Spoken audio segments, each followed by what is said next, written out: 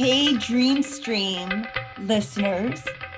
This is our podcast, and I am our host, Yiskah Cook, here with our fellow dream worker slash friend, Brendan Merritt. Hey, Brendan. How are you doing? Doing good. Oh, can you speak louder? I will try. Is that loud enough? I think so. I will make my volume louder. Yeah, so nice to see you again. Yeah, good to see you too. I did a Zoom dream group with Ooh. Miriam's Well Dreamers. So it's Susan Rosen of Miriam's Well now has ongoing dream groups on Zoom, and Cool. it was so fulfilling.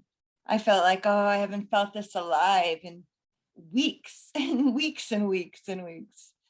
Yeah, a Really couple good. of people from the mutual aid Mid Hudson Valley Herbalist group are also doing an online dream group, which I considered checking out. Yeah. I forget what the young woman's name is who's doing it. It sounds like they're using Jeremy Taylor's format, though. That's wonderful. Well, that's what they use at Miriam's Well. Yep. Um, yeah. So it was really so good for me. I guess I really had a hole in my life because I hadn't been doing group dream work. Though I love the one-on-one also, don't get me wrong. I think paying attention to our dreams and unpacking them for their significance really helps a person along her life. But there's something to be said about a group of people working on the same images who get different associations, and it's such a rich experience. Yeah, I think it definitely brings out a lot more layers when you have more people Yes. contributing. And the other thing I always found really intriguing was, like, if you're working with the same group of people for an extended period, people's symbol libraries start to cross. Yes. Sometimes you'll see dreamers who are in the same dream group dreaming similar things, or similar themes will pop up over and over again. It's like a group mind almost. Yes. We had something like that today. We had two different dreams from two different dreamers. And then by the end, we're all offering, our projections. If it were my dream, I might think XYZ. By the end, we realized we were working the two dreams simultaneously and as if they were one story.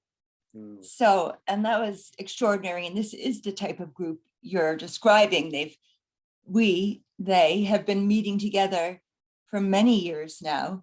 And it's right. Do you remember in Dr. Larson's group, there was a couple of times that there was a theme. I think once it was fire. Many people were dreaming about the element of fire in different ways, different permutations. And what was another one?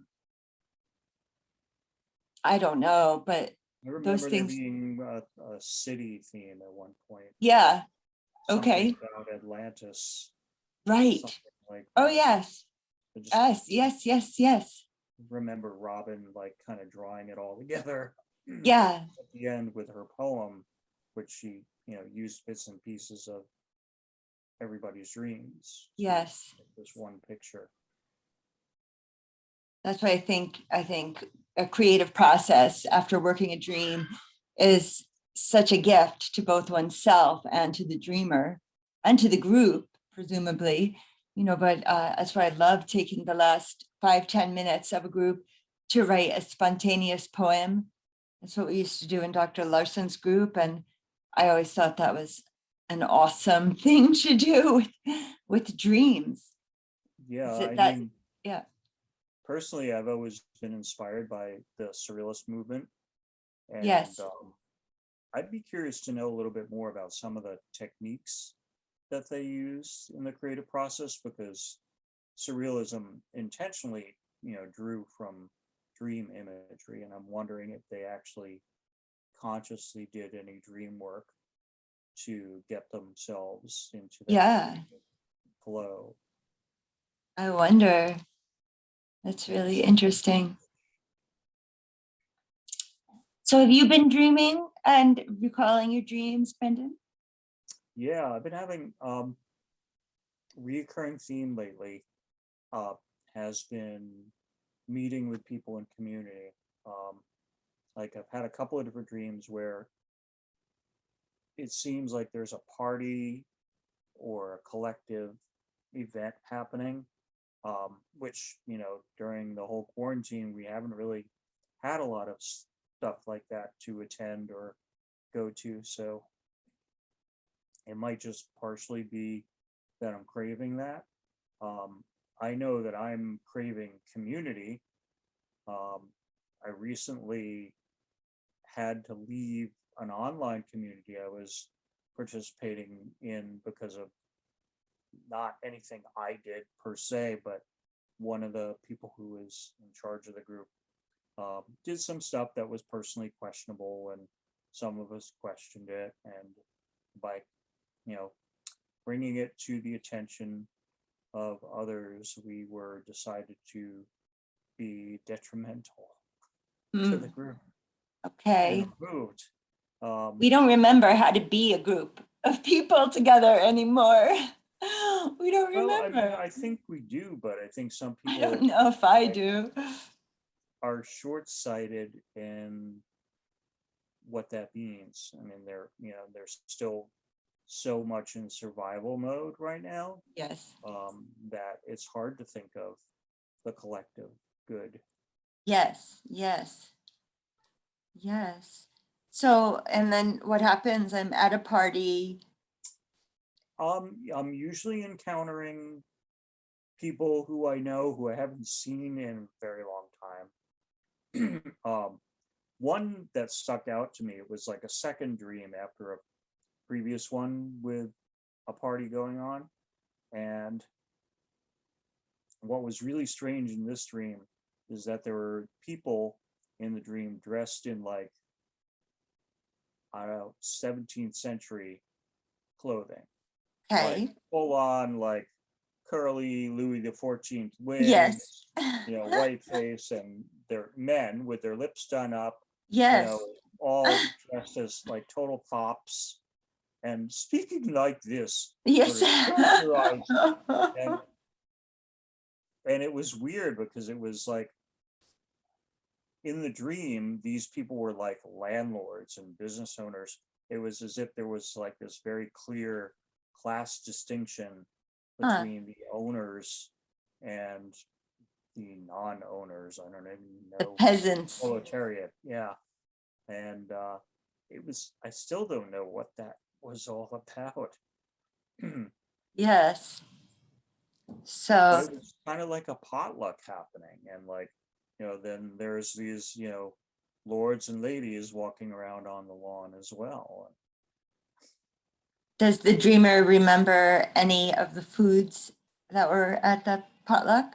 Finger foods, yeah. I can remember people passing around platters with like hors d'oeuvres. It wasn't like, you know, pots of stuff or anything. It was Right. literally like snacky food. Yes. And it seemed to be summer. People were outdoors, and I remember there being lawn chairs. Did women have parasails? I don't remember specifically seeing women, but I kind Okay. of Oh, like right. feel like they were there. Yes. You're describing But men. yeah, I mean, I imagine if there were consorts to these, you Yes. know, lords, that Yes. they would probably have parasols. I think they might. Why, Yeah, I this mean, one dream thing it looks made like a me think of, painting. we were talking about Mel Brooks, you know, Yes. last time we were here, and that whole scene that they did of the French Revolution, Yes. it was very much like that. Uh-huh. And I think some of that's day residue. Um, there's a local community food bank that has like a free refrigerator and cupboard for people to take whatever they want, but it's almost always like stocked with bread, like huge amounts of bread. And you know, it makes me think like, oh, let them eat bread, you know. Yes. which Yes. I guess when Marie Antoinette made the famous quote, "Let them eat The cake," cake. she wasn't actually talking about baked goods, that sort of cake. It's actually the Bread. word that refers to the stuff from a pot of porridge that sticks to the edge Oh, oh, pot, a really yeah. nasty, like hard, Uh-huh. crusty bits of porridge. So what she Yes. said was even nastier, Yes. you know, what we've come to know it to be. Okay, now I have to think of a line from Mel Brooks because I did Monty Python last. Piss boy. Piss boy. Come here, piss boy. It's good to be the king. It's good to be the king. Yeah. So I'm trying to understand. So are you sharing a dream from within a dream?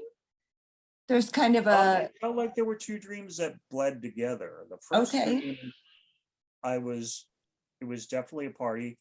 That one was inside, okay, and I was with a whole bunch of people from the Earth Spirit community, which okay, is a group of people in Western Mass who, kind of under the umbrella organization, are involved in earth-based spirituality of a variety of flavors. And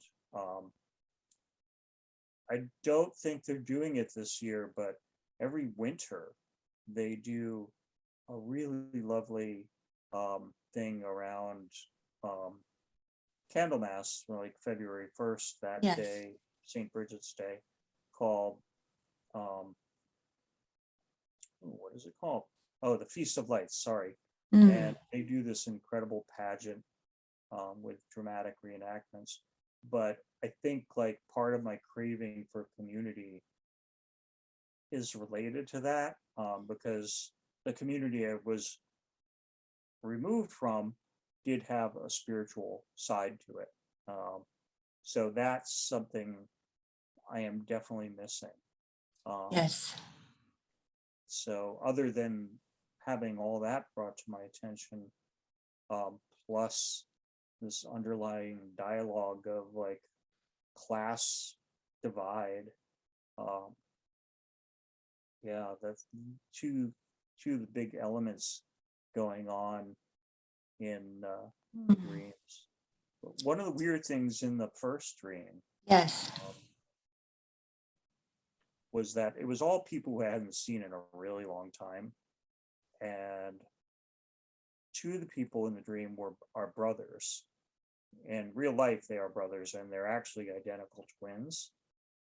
They're both like 6 foot tall guys with tattoos and mohawks and pretty impressive guys. But in my dream, they didn't look like bookends like they do more so in real life. Okay. And it was really obvious, like in a way that hadn't been obvious to me in real life, that they were very different people. Yes. So that was kind of interesting. Very interesting. Yes. So if this were my dream, and this is a little out of order, because Dr. Larson would say get the associations first. However, in the Jeremy Taylor circles, we do start with projection. It's a different angle of doing the dream work. For me, it's seeming to be a lot about individuality. How my what did you call it? My caste. What does that mean to me in my modern life as an American? What is my caste? Where do I belong? But if I want to break out of my caste, I have the opportunity to do so in this country. Yeah. So what does caste mean to you, Brendan? Caste. Caste. See, I don't think we don't have that kind of system No. in this country at all. What I know about the caste system as it exists in India has a really old historical basis. And they divide up society into three castes. There are the untouchables, and there's the priest class, and then there's the ruling class. And what is interesting is that sometimes there's some crossover between the upper classes, but the third class is actually kind of, generic every day. But then the untouchables are people even lower than that, where nobody can even associate with them.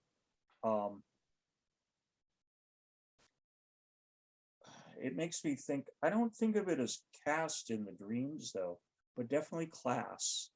Oh, okay. Okay. Yeah, it's more like, it's interesting what you said about trying to find my place, because in the dream with the foppish landlord types, I'm being social with them, and in almost in a way of trying to fit in with them. And I'm actually aware of that in the dream, that I'm like trying to make nice with Yes. them. Yes. But part of me is still sort of disgusted at who they are. Yes. Yeah, and it's what I think that there's a certain part of me in real life that tries to balance that, because there's a part of me that's like, Viva la revolution, and Yes. really just wants to overthrow the ruling class. Yes. But being a white male coming from a relatively privileged household, I really understand the benefits of good education, healthcare, all the stuff that, I've had available to me that a lot of people don't. And still, it's interesting because literally, like, I feel like I'm on the knife's edge. Like, miss one or two paychecks, boom, I'm right at the bottom. Right. Right. Yes. Yeah. I mean, when you were saying we don't really have a caste system, and I guess it's not really a caste system in America, but there is a class system. I mean, there's the 1% or like the 10%, there really is a difference. Yeah, and it's different than like the class system in Europe, because, in England, even, I mean, the people who are upper class are usually, people from noble blood, and you can't Right. buy that. That's not something you can work your way into, except maybe by marriage. But, even then, like, let's look at, the recent debacle with Meg and William is really, I mean, Harry, sorry, I don't really keep up on the royals. But, she was never really accepted by the royal family, from what I can tell, because of her upbringing and lack of royal blood, and possibly her color, Mhm. And her nationality, possibly. Yep. Yes. Sorry, I have a little tickle in my throat. You got a frog. I'm just going to cough a moment. Okay.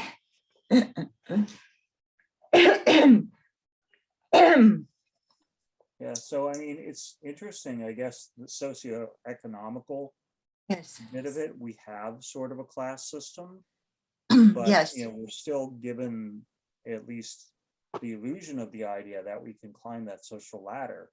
Yes. And eventually, everybody's dream is to be a millionaire.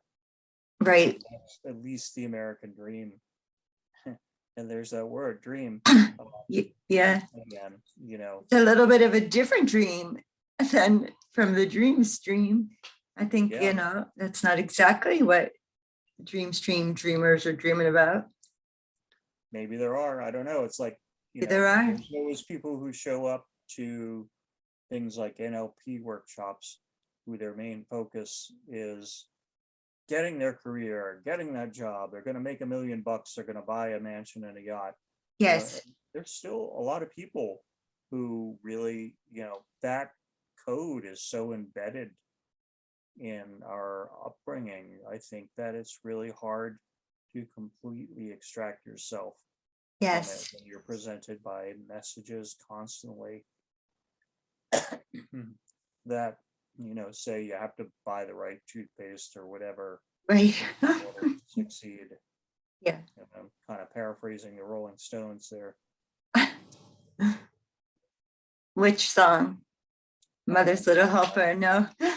No, I can't remember the name. Yeah.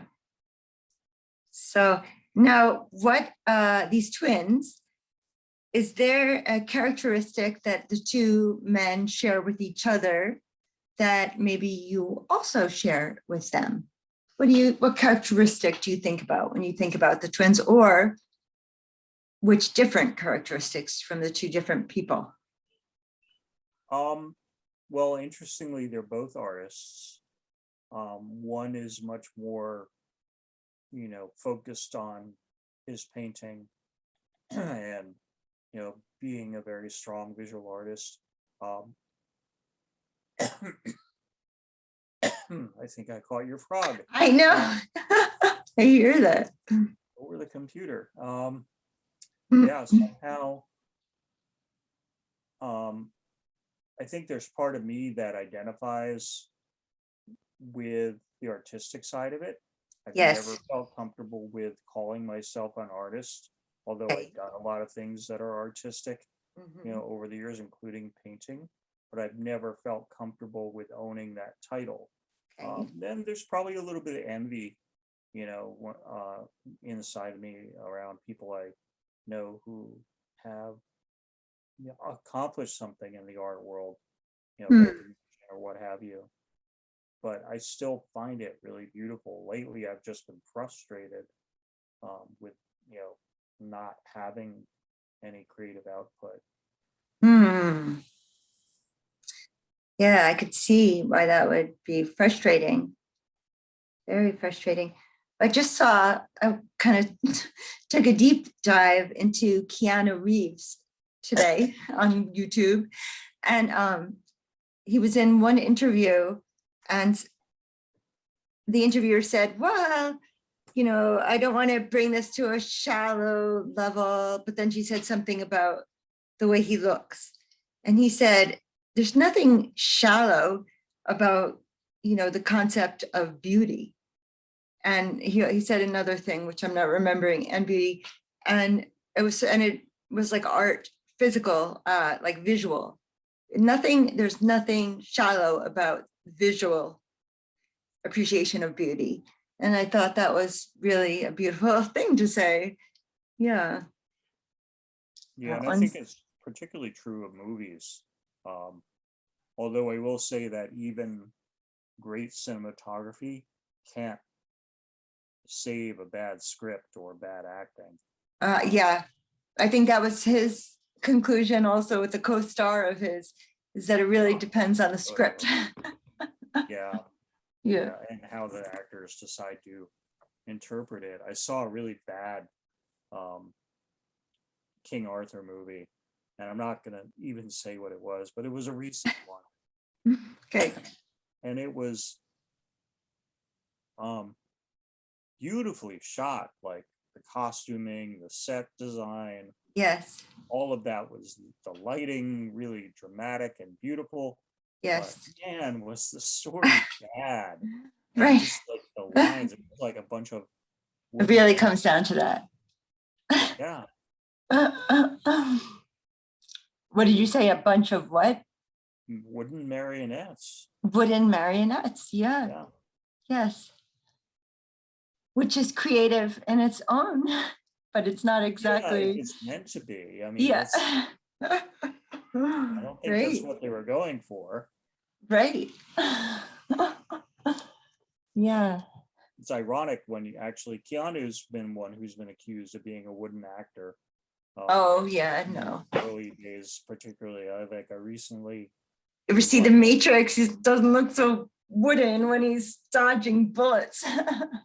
Yeah, but I mean his presentation is still not that great, but Johnny Mnemonic, one of the earliest films he did, Okay. it's like so like that affect, you know, Oh, pizza yeah. delivery, anyone? Like it's so bizarre. Like Yeah, he's got his mystique, his own mystique. Yeah. yeah, except it wasn't a mystique then. I think it was really just like Inexperience. probably, yeah. I mean, the one time that character got emotional is when he's pissed off because he's used to being a spoiled brat, you know, in high-end hotels. Yes. His shirt starched and he's throwing a tantrum that he's down, you know, at the base of the Brooklyn Bridge with the dogs and the newspapers blowing back and forth. You know? Yeah. So, well, I have a dream and then a story, if I may. Please. Thank you. So I had a dream about, and I this is show and tell. So if you're just listening to the podcast, cool. You won't see this, but if you're on YouTube, you will. So you see this little tchotchke thing. It's this was Nana Jenny's. So that's my grandfather's mom, who I'm named after. Jessica is named after Jenny. And so I've never met her, but Papa Marvin's mom, Nana Jenny. And so I had a dream about that. And then when I was recording it, I was like, wait, I dreamed about this already twice. I dreamed about this very item already twice. And then I had a dream about this item again. And in the dream, I'm with my sister. So I keep teeth that fell out, my son's teeth, but also I had a dog, Toby, who when he was a puppy, he lost one of his teeth into a glove of mine. And I keep that in here as well. So this is for teeth, I suppose. But in my dream, it was empty, no teeth in it. And my sister was putting Himalayan pink sea salt into it. So I could just, and I thought, well, that's a good use of it as well. I got to get rid of these teeth first to put them back on the earth somewhere. But so now, as many of our listeners on the Dream Stream know, I've been journeying meditation and prayer in the liminal place between waking and sleeping. And I have a whole thing in my active imagination that I go through. So it's the prayer cathedral at first. And as I always talk about, I'm always building it. I'm always building it more. It's changed, it changes all the time. And this is a little bit of an aside, but my newest revelation about that is that I have to set it in directions. I have to set it in the 4 directions and the metaphysical meaning of the West or of the North, or, and my imagination, it can't just be like linear. It doesn't feel right, just straight. It has to be, we go from the Southeast, new beginning, myself, to the stream, and then up to the prayer cathedral, and then and sending lavender tulips out for healing in this world. Then I walk down from there and I walk across the sand and I follow the stream of sunlight over the water. And I do that, and that's actually in the north direction, but now I just see it so differently. And there's another beach in my imagination too. So anyway, what I discovered after I changed the directional, that became very important to me, that until I have it set directionally, it didn't feel right. And now it feels better. And I realized that the prayer cathedral is filled with living loved ones or loved ones of friends of mine or people who just need healing and prayer right now.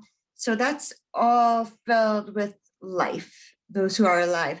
But then when I go, after I follow the sunbeam over the water, and I go into this healing space that I've yet to really speak about, what I have noticed is that it started with, I really just needed my mom, because that's my healing space. And as many people know, I have MS. And so I really just needed, my mom died when I was 25. So I really just needed mom in this visualization. But then I think I was speaking with you, Brendan, when I realized I just want to bring my whole advising council of like deceased wisdom keepers and loved ones into this healing space with me. So now I was bringing everyone into this healing space where before it was just, you know, a select few of deities, whatever. So then with all these dreams about this, you know, it brought my attention to Nana Jenny. And at first, you know, I've never met her. I don't believe I've ever even seen a picture of her. I know her when she came over from Russia or Ukraine, I'm not sure which. They changed her last name to Sterling. It was something else. It was like, and they said, well, you will be Jennifer Sterling. That will be your American name. And so we actually gave my little boy that as a middle name, Sterling, to honor Nana Jenny. But so I had like I've never really even thought about her. You know, I spent a lot of time thinking about a lot of things, and I'm surprised that she's not been in my thoughts. So I was talking to her, you know, in my mind, and we shared a joke because so Pop-Up Marvin, her son, was a little odd. You know, he was a very quiet man. He would turn off his hearing aids and go to sleep. Like at any family occasion, you'd see, you know, you might catch him actually turning them off, and then he'd be asleep. And so I had said to Nana Jenny, you know, well, you know, Pop-Up Marvin is a little bit odd. And she said to me, we shared such a laugh. She said to me, you know, you're not doing the most stellar job of raising your sons either. Oh my. It was so funny. So we had a good laugh, right? And Jenny and I were like seeing eye to eye. And then it occurs to me, because one of my biggest issues right now with the MS is walking. I'm having trouble walking, and I need lots of healing. And I need like a physical coach. You know, I lost a few inches, you know, from this illness or whatever. I don't know if I'm slouching or sinking into my hips or what. So turns out in my imagination, and I'll see if there's any way to confirm this or not. In my imagination, Jenny was actually quite physical. You know, she was really good at like cartwheels or climbing trees or whatever. She was like a spunky kid. And and then I realized, well, she is bringing herself to mind. Right, dreaming about this 3 times. She's bringing attention to herself because she can potentially help me in this healing ritual. So again, I go from like the living people in the prayer cathedral and then down up the ray of the sun, and it's like deceased people. So then I brought Nana Jenny into that, and she was working on my spine and my back. And afterward, like this morning, so I was last night, and this morning I felt like I had grown an inch. You know, I see things from a different perspective now. It's an inch higher than I had been seeing things, or, you know, even 2 inches higher. And I really attribute that in my imagination, I have to keep saying that, to Nana Jenny. Nana Jenny, I feel like she offered herself as coach. She offered to help me, and she helped me amazingly And I look forward to doing a lot more work with her in the imaginal realm. So do your muscles actually feel less tight in general? Um, well, it depends. My legs still feel kind of tight. In my back, I just felt like I never want to slouch. I mean, I've always been interested in like the yoga posture, the straight back, and I don't know. I mean, I hope I never was slouching, but I must have been. I lost some inches, you know, in these past years. And afterwards I felt like, not now. Now I'm tired. It's nighttime over here in New Paltz. But in the morning, I felt like I definitely felt like I gained 1 or 2 inches. It was truly, and then I realized, oh wow, the top of this stove thing is filthy. You know, you can see things I hadn't been seeing from a shorter height. Mhm. So new sense of perspective is an interesting Yes, way to put it. Couple of yes, things that I was wondering about though is when you're moving into the prayer cathedral with the orientation now figured out, are you yes. traveling from east to west? I am starting in the southeast. So I know many different native peoples have different meanings to Right. directions, but I feel like relatively they all kind of make sense with each other. And in Judaism, the South is like human being, know thyself. The East, as one might expect, is about new beginnings. And the West is endings. And the North is mystery. So I start in the Southeast. No, it's not an exact science. Okay. Yeah, I Starting was in mostly Southeast. wondering like if you were traveling sunwise We because traveled, yeah, yes. that Uh, to me kind of symbolizes traveling through time to Beautiful. I love that. yeah, Yeah, and you're right about there are so many cultures that use coordinates in yes, their cosmology, yes, and it does vary the associations between the directions. Like the Western Hermetic tradition, I think, actually draws heavily from the Kabbalah in terms yes. of what you're talking about. So, with East being the beginnings, West being endings, or the East being the place of wind and the West being the waters. Mm, And you find that echoed in a lot of the mythologies, mm.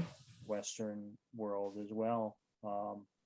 But I think like it's really insightful that you came to the conclusion that you needed to orient yourself in space Yes, in this cathedral, because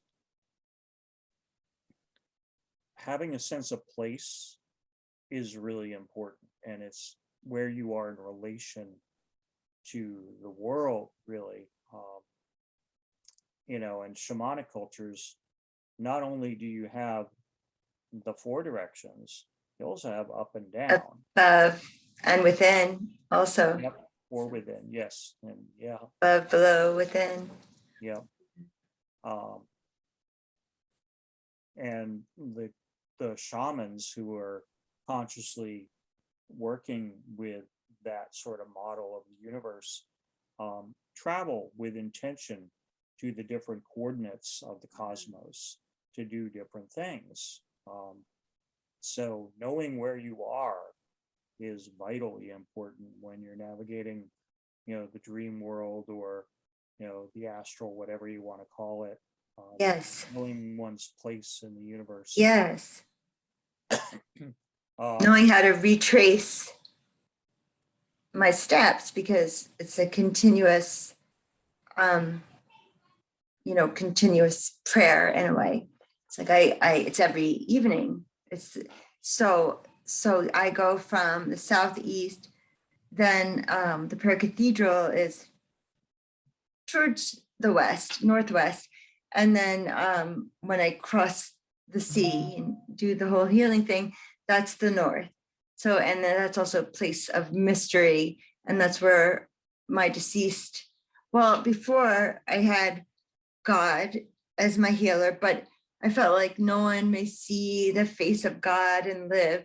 So I felt like, well, God needs to be working through someone, possibly. And so first I chose King David, because the lovely poet, you know, I love him. And then, and no, I might have chosen Moses first. I probably first chose Moses. And then I was like, oh, maybe King David is a better fit. I don't know. But, and then I had like, I wanted Jesus in my healing imaginal realm. And, but I felt like everybody's always saying in the name of Jesus. Well, I feel like there's a lot of not so great stuff that's happened in the name of Jesus. And so, so I was like, well, who is this to me? You know, I'm a Jewish girl growing up in America, a largely Christian nation. Who is this to me? And I realized, well, it's Rabbi Jesus, right? So I started calling, what's that? Yeshua ben Yosef. Yeah, yes. So, but so Rabbi Jesus, so I started calling him Raj, R-A-J, Rabbi Jesus. Oh, And so Raj is often in healing. And I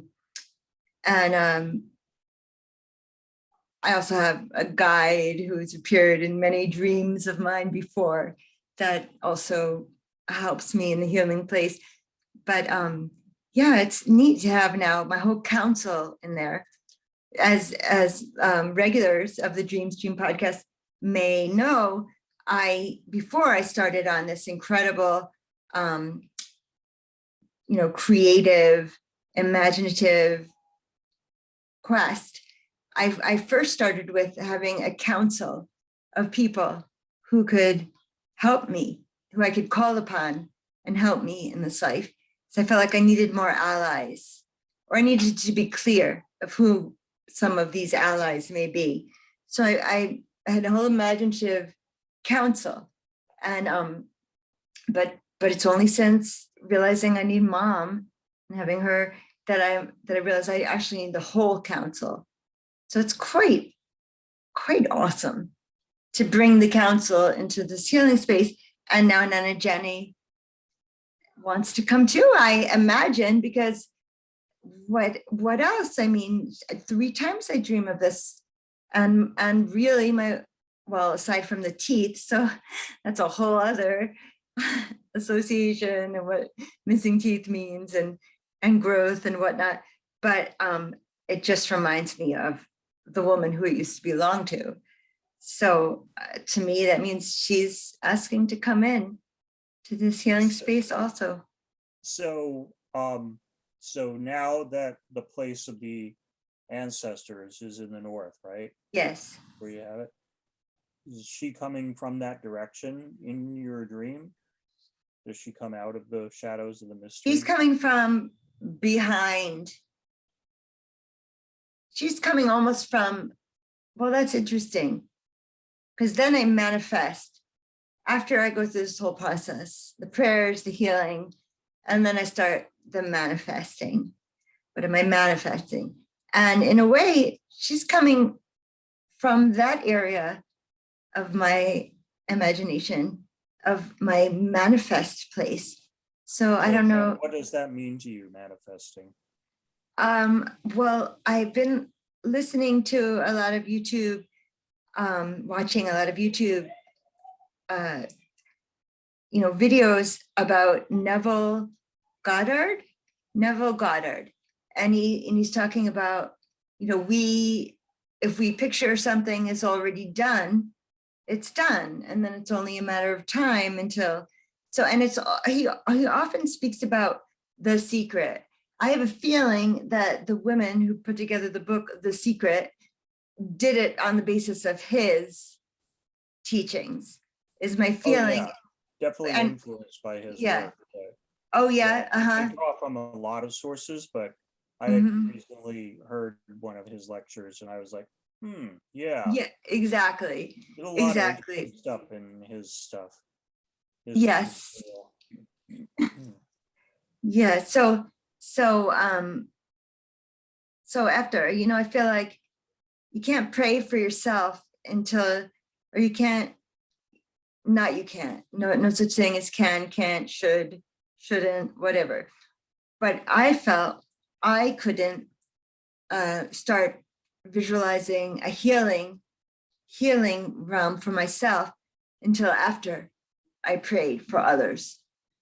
So not you shouldn't, you nothing, me felt that I have no right to work for my own healing if I don't first extend any bit of healing I might be able to offer to those who may need it. So is Jenny praying for you specifically in the case where she heals you, or She's, like in a way, she's she's giving me physical therapy. In a way, she's like, because again, like the back and the legs, strong enough to walk, and straight back, and I just have a sense that she really had a sense of her physical body. I don't know if she was a dancer. I don't know if she did gymnastics. I mean, this is all before marriage that I'm picturing her as a young woman, an older kid. That you know about her from other family members? I don't know anything about her. Okay, so this is just sort of how you envision her as being a very physical person. Yeah, I wonder. I'd like to dynamic in the world. I'd like to see if there's anything that might back that up. I'll ask my mom's sister who's still living. That'd be interesting to know. Yes. But she's come to symbolize that for you, obviously. Yeah, well, she didn't until I was dreaming 3 times of this relic of hers. And then I was like, okay, she's trying to call my attention. And then I'm always working on this visualization. And then I realized, oh, it must be a part of this. And so, we're trying out. She's in training. She's in training in my healing space. And so far, so good. So the other thing that I wanted to ask about was the Himalayan sea salt. What is that to you? Wow, I know. It's like, well, in a way, we use salt to purify something. Like if we put crystals in salt, it's like saging in a way. It's like clears the air, it clears the stone, ready for what one might imbue on it themselves. So that's one. Like a salt lamp, and do you use it at all? Salt lamp? A salt lamp, yeah. They sell pink Himalayan salt crystals with electric lights in them or candles in them, which is supposed to activate them. I just wondered like what your experience personally with pink Himalayan sea salt is. Tastes so good. My experience of my use it in food. I do. Okay. I use it in food. Yes. And yeah, I mean, that's probably the extent of any, I mean, maybe I have more unconscious connections with Himalayan sea salt, but I never climbed the Himalayas. I've never really been to Nepal. I've never been to Nepal or Tibet, anywhere like that. And do you associate it with I don't know, I mean, the quintessential image of the, yogi on top of a mountain really comes from the whole idea that that's a place people go for enlightenment. But do you personally feel a connection to that story at all? And like, Sure. Yeah, of course. Not of course, but yes. Yeah. I'm thinking right now, because it's Himalayan sea salt, right? So, and I'm thinking many of the spaces in my imaginal realm, not many, but 2 different spaces are are beaches. And turns out they both are on opposite sides of like where the sun is. You know, there's one beach facing this way, there's one beach facing that way. And that was surprising to me. I didn't realize that was like the same picture. It was just extended view of that picture. Yeah. So the beaches, are they on opposite sides of the cathedral? They're not, one of the beaches is when I first come down from the cathedral, I'm at a beach, and there's a whole thing with the sun and the sunlight. And then the manifesting beach seems to be after the expanse of water. And then there's a beach, and then there's this whole manifesting area in my imagination. So the thing that popped in my mind when you originally were talking about the vessel and the, you know, what you're storing it in are kind of like objects that are related to memory of the past. You know, you've got your small children's teeth, plus, you know, an animal that was very, very devoted to you, who was kind of like, you know, a familiar almost to you in Yes. a lot of ways. And the microcosm of that is contained in that vessel. So I guess I'm wondering, what does it mean to, I mean, does your sister empty the teeth out in the dream, or is it totally empty it's already? empty already. Okay, and she's putting in the sea salt for what reason? Just to keep it on the table, take a little pinch of salt to add to your food. Okay, that's Yeah. interesting. That was So my you're using it to thinking. nourish yourself. Yes. It's Oh, like I a like that. symbol as well, which is associated with memory and the past. Yes. And putting something in it that has a property which, you know, if it were my dream, based on what you're saying, it's like you're purifying your food with Yes. so almost like something that's associated with this essence of memory. Purifying it before taking it into the vessel of my body. Yeah, Yeah. and Love that it. is somehow healing. And it's Yes. interesting to have that lead into the connection with Jenny. Is your sister, does your sister encounter Jenny at all? No, Jenny, my sister was born, I think, also after Jenny passed on.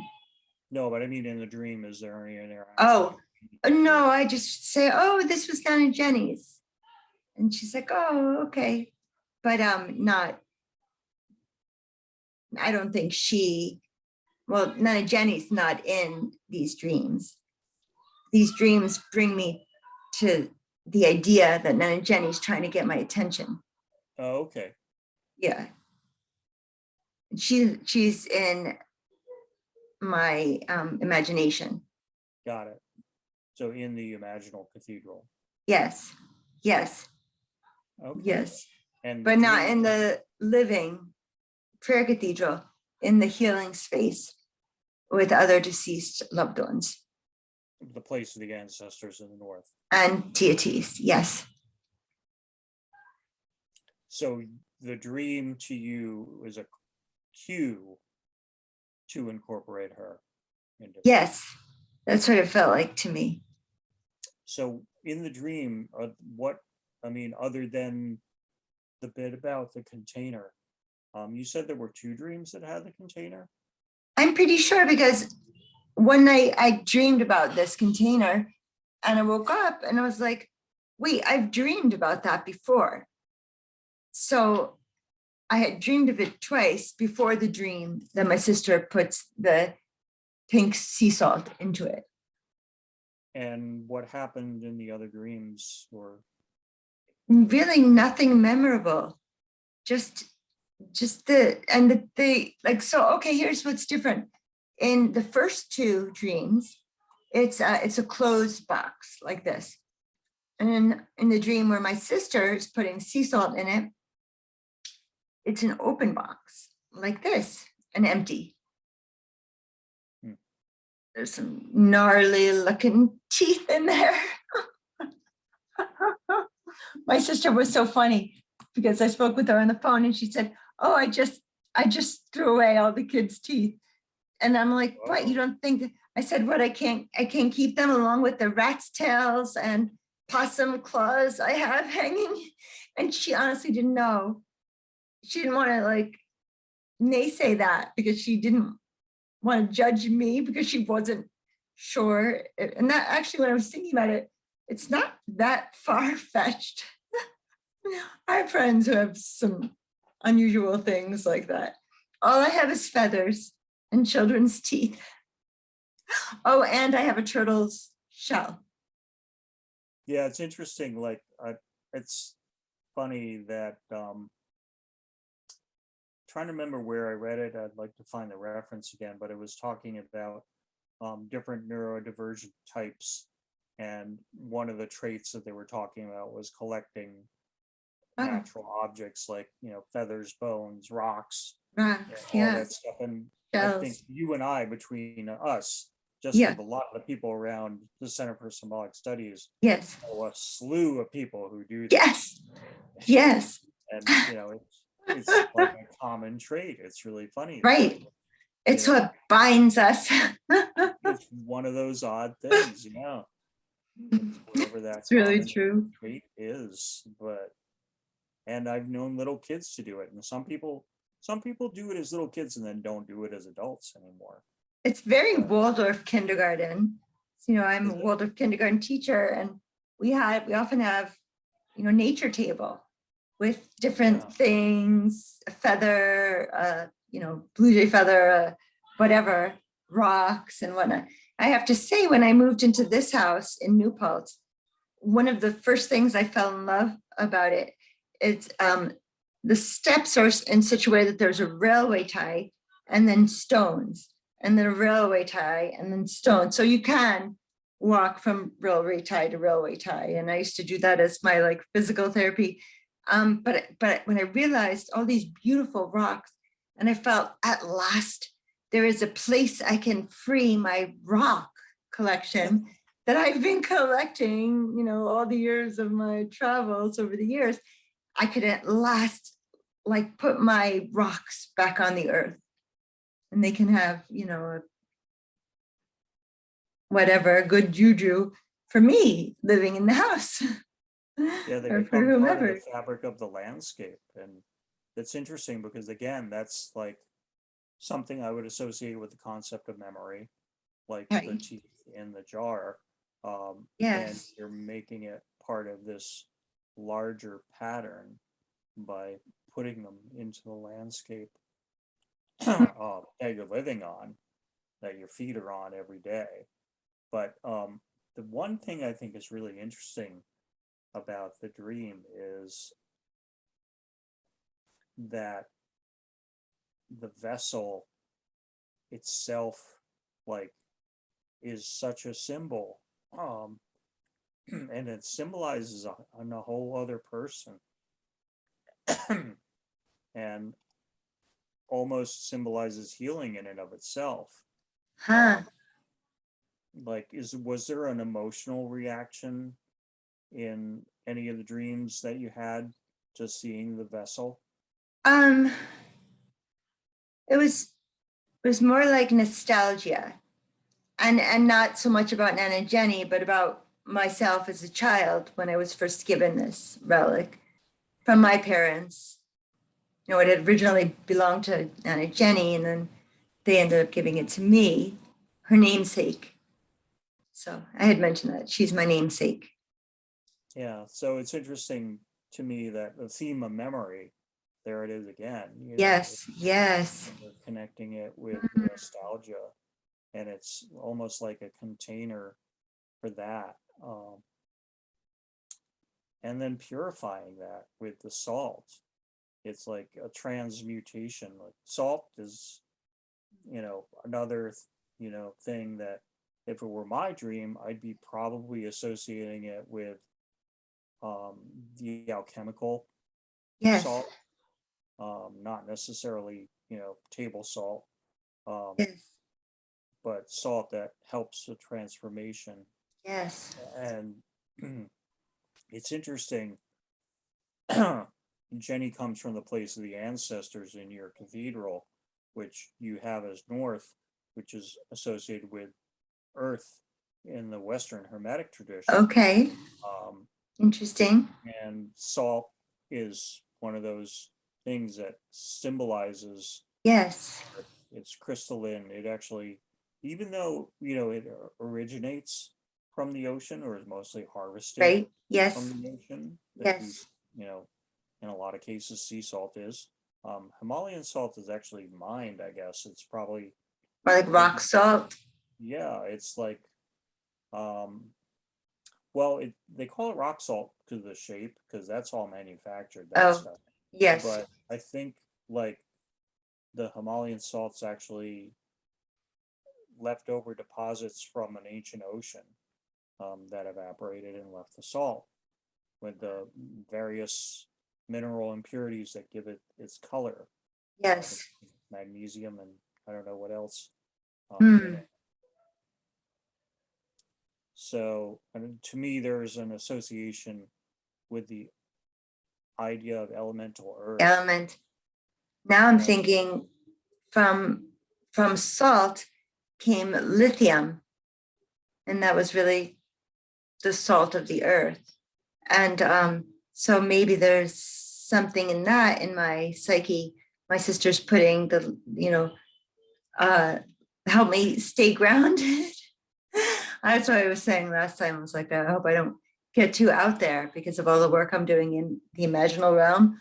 And so maybe my sister was like trying to help me treat for delusions, right? I don't want to have delusions. I just want to have pure thought, but I also want to go further than we Westerners know that we can go in our imaginations.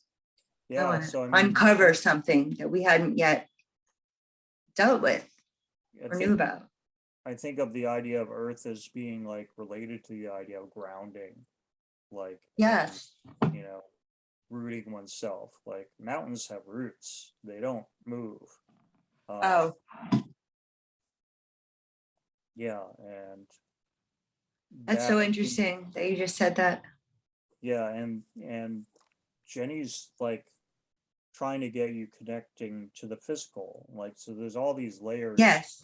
of the idea of the physical realm, even the idea of manifesting.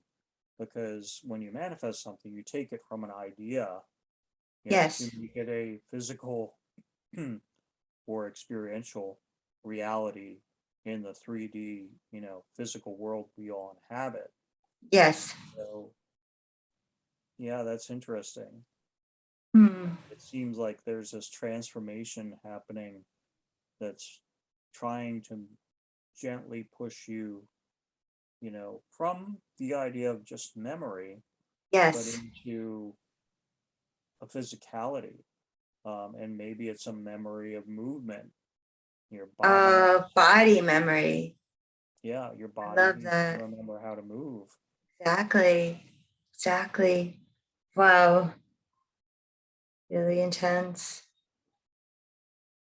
Thank you, Brendan. Yeah, you're welcome. One other thing I discovered in my meditation of visualization. So it's always been that I sit down next to a living teacher of mine, Anna Breitenbach, and she stands up a rock, and I take 3 breaths. And how this is described is Ruach HaKadosh in a book of Jewish Kabbalistic thought. It's Ruach, which is our breath or our soul. HaKadosh, it's the holy breath. So it's the holy breath. So I know this is a big thing, of course, in the East, is our breath. And what I realized is it's not just enough to fill up my lungs. Like I realized beyond filling up one's lungs is expanding the heart realm, the chest or the ribs or whatever. But when you take a deep breath, it starts, fills up your lungs. But then what? You go even further and open up your chest. And that's one other thing I'm realizing in this prayer is that that can happen, and that needs to happen to open me up enough to be able to pray for others and myself. You're reminding me of something yoga teacher Ami actually talked about once during a class where she was talking about the concept in Sanskrit, they call it Shri, where it's an expansion of the heart cavity, and you do these postures which are opening the chest cavity. Yes. And expanding your lungs and yes. filling it's like the energy wants to go there. Beyond the lungs. Expanding your breath. Beyond the lungs. And into the heart and expanding out. Beautiful. Partially how you connect. Yes. The, yes. empathic living world. And like, when your heart is hurt, people tend to physically change their posture to guard themselves, and slouching, is one of those things. It's unconscious that we do this, but we're setting ourselves in our timeline, or orienting ourselves inward, and we're crunching ourselves down and making sure we don't experience any blows. Whereas standing like open, fully exposed posture is it's vulnerable, but it shows bravery. Absolutely. Allowing that vulnerability. I agree. And I think like energetically, changing your posture, changing your breath can actually really changing your form. Yeah, it changes everything. It can, sometimes it takes time to get to that space. But, I find when I've done breath work of any kind like that, once I'm able to relax enough into it, that expansion just happens on its own. Like if you get to that place. Yes. I noticed it because, when I do my 3 breaths before walking, chanting and going into the prayer cathedral, and then, they're not as deep as I wish they could be. And then, when I'm just in my head and going through the visualization, every now and then I take like a gulp of air, and it was like a bigger gulp of air than I had been trying to take as part of the meditation. And then I realized, oh, this is the opening breath. This is Ruach HaKodesh. This is it. This is, widening the chest. And that's also wasn't planned or even consciously brought on. It just happens. It just happened spontaneously. And then I learned, oh yes, that's what I'm not getting in my conscious or like visualization. And that's what I need to strive to get before I enter the prayer cathedral. So this is something I know nothing about. In Jewish prayer tradition, do they do like intonation of holy words like that when you're praying? There are parts of prayer that do that, and then there's also teachings about how every permutation of Yud Hey Vav Hey, which is how people get Yahweh or Jehovah, every permutation of those 4 letters, Yud, Hey, Vav, and Hey, there's 3 letters, Hey twice, used to be said all together during one of the high priest's prayer vigils or services or whatever. And but we are not supposed to know how to do that anymore. you know, that's not current knowledge, apparently, Current but knowledge of the human race, or of the way to turn around the letters to symbolize God. I don't know. It's like, not sure. I mean, I think that's what it is. We just don't remember the teaching. We don't remember the different ways the letters went together. so in other words, how to pronounce the unpronounceable name. Yes. Yes. Yeah. Exactly. I know from my exposure to the Kabbalah, in some systems, they actually attribute the 4 letters to the directions as well. So again, Oh, yeah, coming in back most full systems, circle. really, no I want pun to intended. learn more about that. That's very interesting. Yeah. Yes. So, well, thank you so much, Brendan. I'm so glad to unpack that with you. It seems so significant, you know, anything with our ancestors. Oh, wait, who said this? Okay, so yeah, I admitted I already spend a lot of time on YouTube. Okay, let me think of who said this.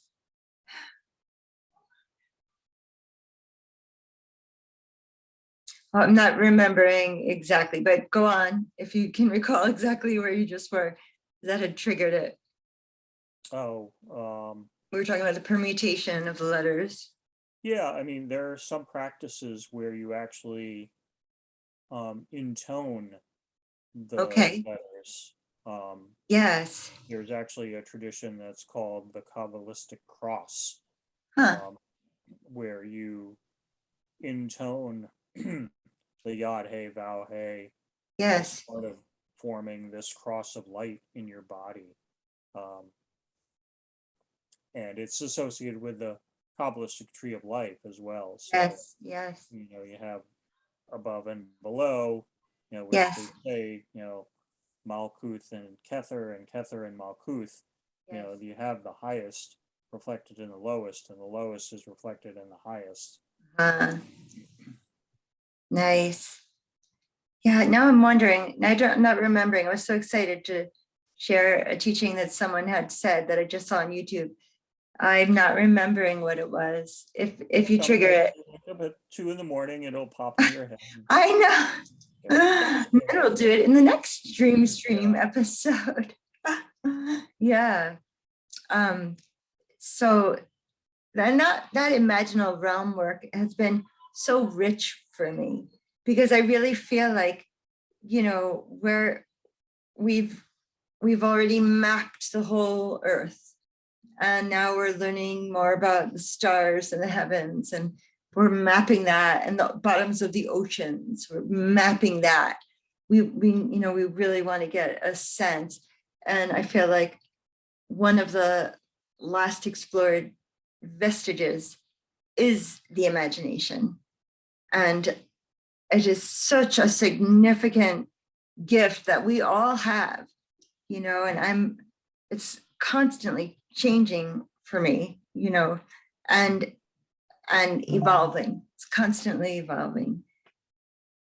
And I feel like that's a real gift for all of us humans, that we have our imagination to explore and learn more about. Yeah, and I would really say that, once we haven't really even gotten to really scratch the surface of the physical universe, Right. but we've very much ignored the inner universe that we all carry within us. Yes. I know when I've been in that liminal state between dream and wake, where it really feels limitless. Like the permutations of things that my mind can come up with. Right. I'm like, where does this stuff come from? Yes. I have no idea. And, it seems like it's infinite, like the possibilities of what, the human brain is capable of. There are only limitations. Our only limitations are what we haven't thought of yet. we're not thinking about, what we haven't thought of, that I can be as creative in my visualization as I am, but it limits me if I can't go beyond that. And I feel a little limited. I need to really start manifesting. And I think I haven't been paying enough attention to that part of this journey. I've been paying more attention to, the 2 stations or 3 stations, but the manifesting is not yet realized in me. But when it is, I believe that I will heal completely from multiple sclerosis. And I don't know what that will look like. I think it's pretty exciting. I think it sounds like Jenny, is, sort of the figure to help guide you there. Yes.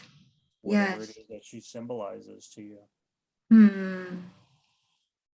Yeah, I've got to learn more about her. Maybe she was a journaler. What did she write in her journals? I mean, because this would have been if my grandmother, who's married to her son, was born in 1919. So he was born in 1918, 16. So then we go 20 years before that. So 1880s. Yeah. So Jenny lived in the 1880s. Yes. Did she come over to the Yes. States or that? Okay. So, and it was at Ellis Island. Sorry. No, I was going to say that, I've seen a lot of the stuff recently on, oh God, what is that show called? Finding Your Roots, where they've done a lot of celebrities or whatnot who have Russian roots.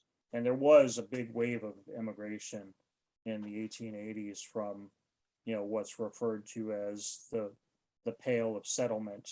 Jewish diaspora. Yeah.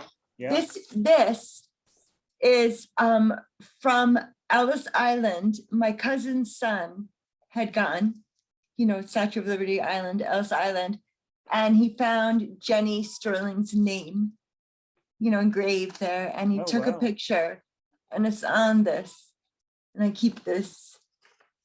So what was it? Do you know what her name was before she? I think it was something like Scourge, or something like heavy Eastern European, and the guys at Ellis Island supposedly thought that it was kind of not a great name for a beautiful young woman. So they named her Jenny Sterling.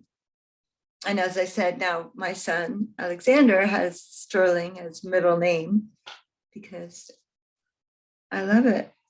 Yeah, one of the things they mentioned on that show on Finding Your Roots is that 90% of those stories about the immigration officials changing people's names because they sounded like something else is total bunk.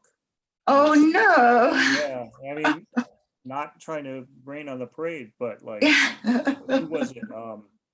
Comedian named Black. Okay. They were thinking, oh well, your Jewish ancestry, your family name was probably Schwartz, and German Jewish. No, actually it wasn't. It was literally something like Blauch, which it just became Black. Right. Right, because it's a different language. There's different sounds, different letters, and different languages that don't translate directly. So yeah. Yes. I just thought it was so funny, Brendan. Because I love parenting. I love being a mom. My older son's 24, my little guy's 11. And we just shared such a laugh, Nana, Jenny, and I. Because truly, Papa Marvin was a little odd. He really was. So much so, in fact, that whenever I was a really little girl and he would come over, I would hide under the pool table. We had a pool table in the living room. I would hide under the pool table. So he was a little odd. So I said to her this, well, Papa Marvin was always a little odd. And she was like, yeah, you're not the most stellar mom either. And I was just so glad someone could say that to me, and we could both laugh about it, because we all do our best, I hope. At least I can laugh at myself, if nothing else.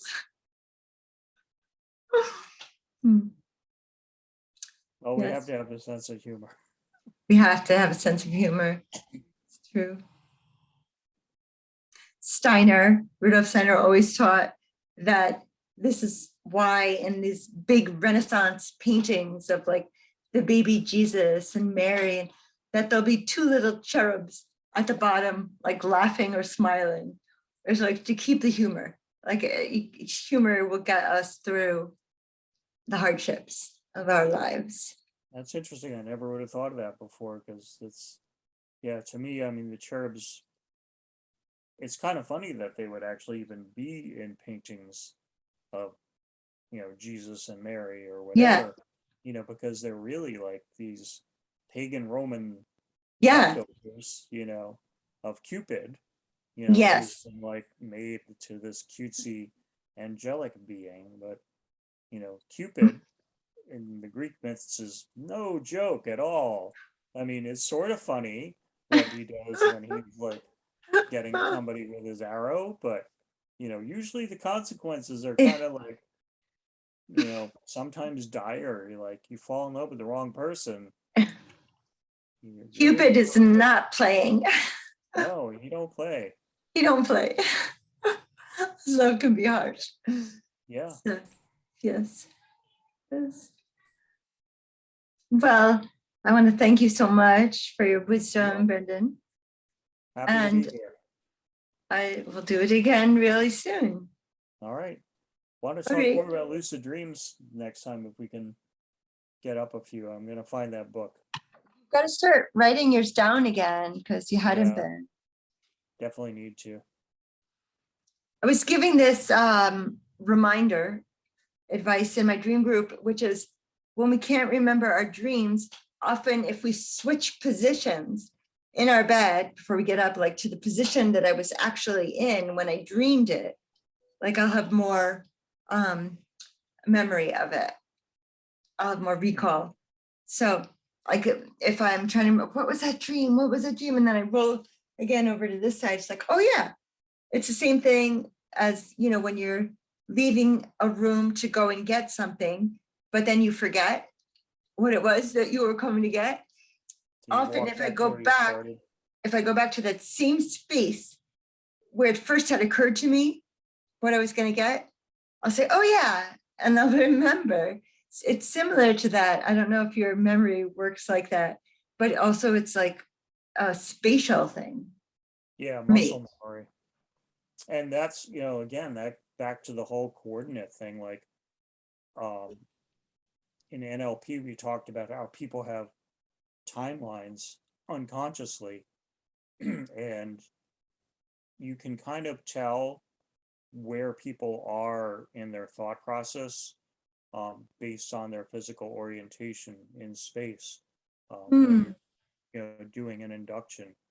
Someone who's leaning forward is typically thinking about the future, whereas someone whose posture or idea of themselves in space is backwards is stuck on something in the past. Very much. And I think the left and right have correspondences too. That comes, God, I forget what the study is called, where they talk about different eye positions. Interesting. Where you actually look up and out when you're trying to remember something, and when you look down when you're trying to, something that's more of an emotional.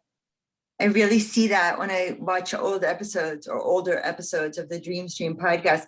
If I'm trying to recall something, I'm like looking, I don't know where, up in one direction. And I see that with the people I'm speaking with, that it is really connected with our eyes and our vision. Yeah, well, I mean, because most people experience dreams as a visual thing. Yeah. Yes. It's very rare for me for smells to come into dreams, although they Right. do. Yes. And Yeah, the I visual is yeah, in my visualization, it was because of your guidance that I started hearing the stream. Listen to the streams, the babbling brook, listen to the stream. But before I get to the stream where I put my feet in the water and I hear the stream, I'm first in like a Colorado field of wildflowers. And it's so dry and I can smell pine needles. And so I bring smell into that. And then I bring sound into the next part. And I don't think I taste anything yet. I'll have to get some good chocolate in my manifesting on the manifesting shore. I mean, I think any type of visualization work where you can bring in multiple senses into the experience, it strengthens it. Definitely. Much more real. Yes. And that's Goddard. That's this whole thing is like in manifesting something, bring the senses into it, and that's, I'm working hard doing all of this. Yeah, you hear the lecture about him and his discharge from the army? I don't believe I did, actually. Yeah, he basically like visualized himself over and over again, walking into the room to talk to the colonel about getting an honorable discharge, Yeah. A whole bunch of times before he actually just did it. And he knew in his heart that it was going to happen this way because he's sort of gone through the motions already. Yes. Like, yes. Helped. I guess, it's sort of what I think they call pre-paving. Yeah. The Abraham Hicks world, where, right. You go out to do something in a day and let's say you're going to a job interview and you kind of like visualize like how your day is going to start, Yes. By what the coffee you taste like, is going to taste like, and what your drive there is going to be like, and yes. getting out of the car, what does that feel like? Right. In that office with your suit, yes. How does that feel like? Going yes. through every little step, to make it as real as possible. Yes. The energy the idea is, I guess, that energetically you're laying the path for this all to happen in that way. Yes, absolutely. And I'm trying, that's manifesting. I mean, I have friends who are, queen manifestors. I have two different friends, both women, who manifested a car each. I had one friend who manifested a great job, even though she never went to college. She, in the business world, she manifested this incredible job, and it didn't matter that she hadn't gone to college. I mean, there's some very powerful people who can work with their, I don't want to say desires, but you know what I mean? Like that can work with their wants and then manifest the outcomes. So that's what I'm going for. Yeah, I mean, I think it goes beyond desire. Yeah. Some people would say it has to do with, being in alignment with what source wants you to do. Yes. And that if you feel like you are lined up with source, there's really nothing that can stop you. Right. Yeah. So much untapped magic involved with being human. Yeah, I mean, everyday life is magical and people don't make the connection. We want to think of magic as being something extraordinary, but magic happens every day. Like everything we do, everything that we put out into the world is an act of magic. Yes. Yes. We're transforming the world by living in it with every single thing we do,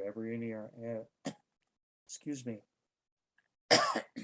every interaction. Yes, yes. It's really true.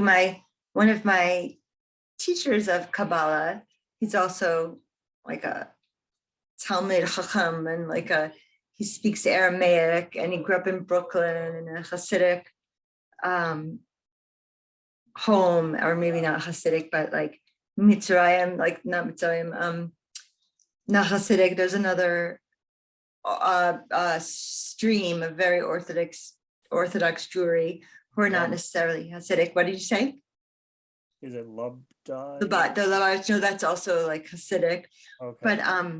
But he has a book. He lives, I don't know if he's back in New Mexico or in California now. Gershon Winkler is his name. He wrote a book called The Magic in the Ordinary. And it's about like everyday shamanism and in our lives. Really, really great book. I highly recommend it.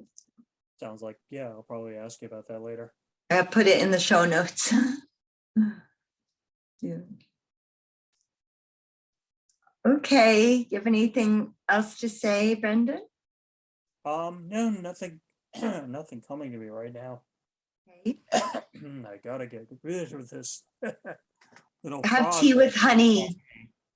Honey will help you. I don't do honey, unfortunately, but definitely. Oh, because the sugar. Right. Okay.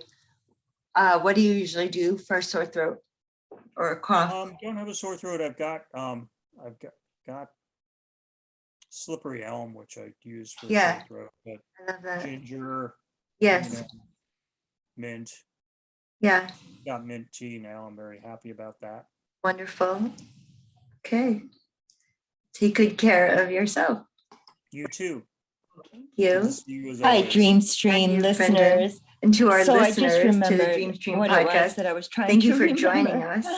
And we bid you sweet dreams. I was listening to a podcast called Renegades, Born in the USA, which is Bruce Springsteen with President Obama. And it's a great conversation they have. And at one point, Bruce Springsteen says, turn your ghosts into your ancestors. And I thought that was wonderful advice.